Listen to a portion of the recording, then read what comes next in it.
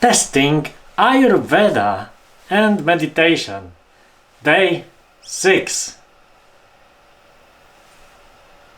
This is very interesting path, I must say. This is the path of discovering this aspect, what I want versus what I need. And this is clear, because I started this with real focus on how to regain energy, then Ayurveda pop in, then additionally to Ayurveda meditation came in, then question how I can evolve using both, then idea to just create this video series, this cycle, to check how far I need to go to discover some things.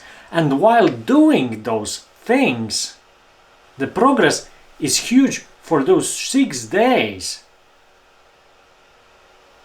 Today, I got to some aspects of energy patterns, to some aspects of energy and aspects of energy that ignited this whole series. This is very interesting for me, at least, that I have been given already some great answers while doing day 6.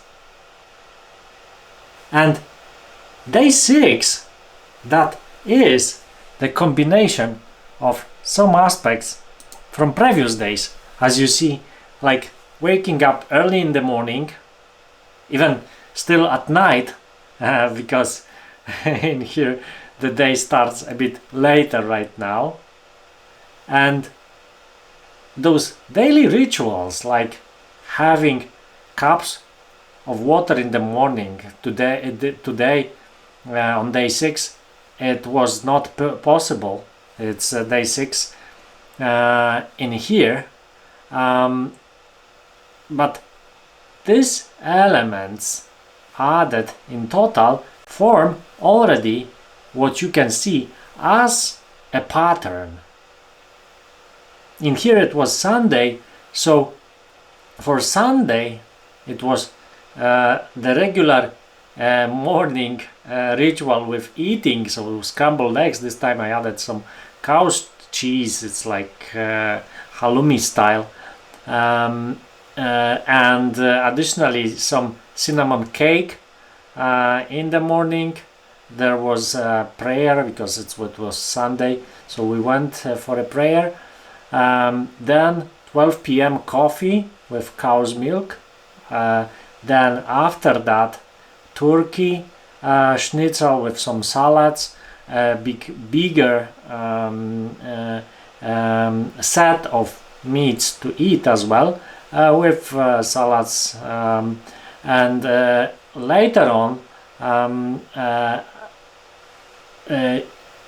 this infusion after some walk, like you see, 7 p.m. water with milk and lemon, honey, and what was as well this input, it was input of walks, because during the weekend we were moving on foot a lot, without using car at all, and this aspect, additional aspect of really focusing more on this Zen Entrepreneurship audiobook, to listen to it, to just stick to it, and just 10 p.m.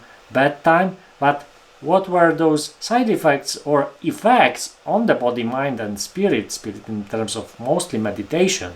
It's that those midday sleeps were not needed, respiration was obstructed a bit, because this pattern starts to repeat for me. Coffee with cow's milk means obstruction in the breathing, usually in left nostril.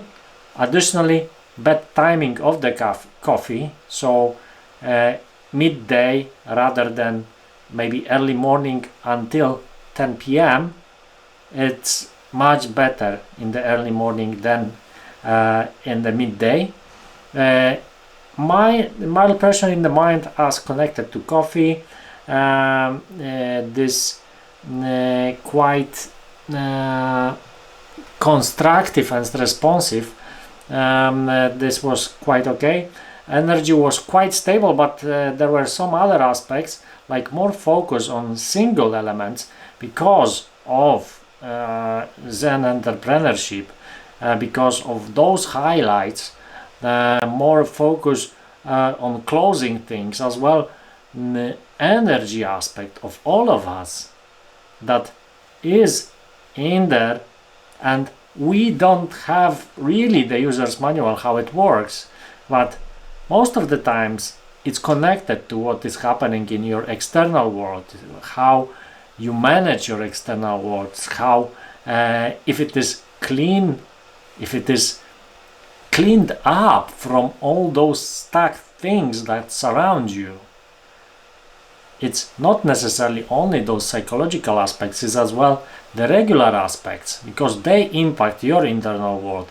If you start to clean them up, they start to automatically clean up your internal world.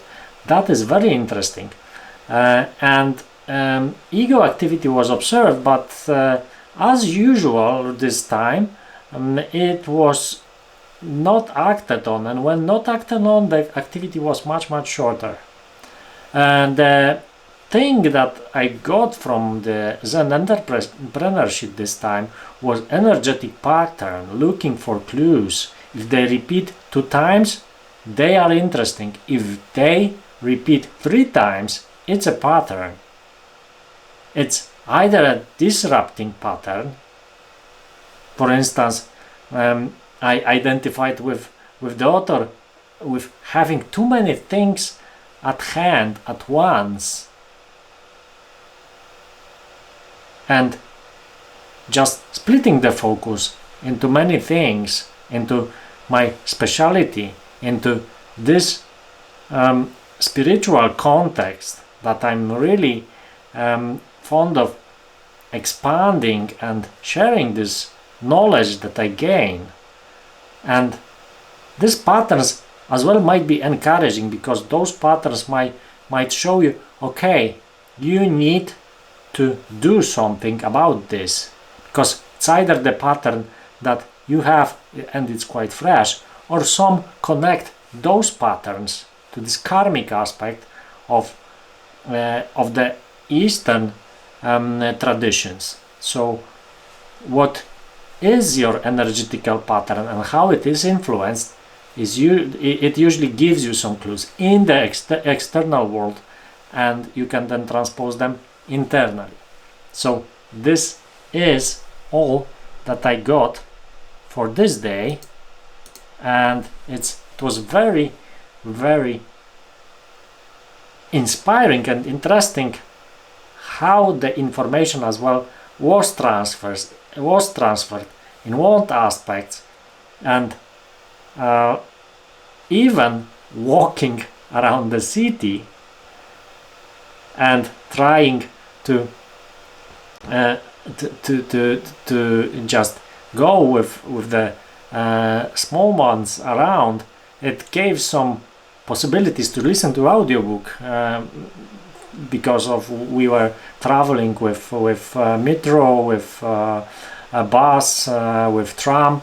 Those elements they enable some of those possibilities not to disrupt this daily tradition.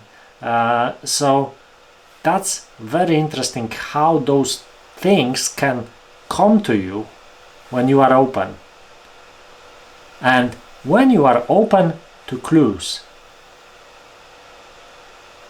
Think about your clues.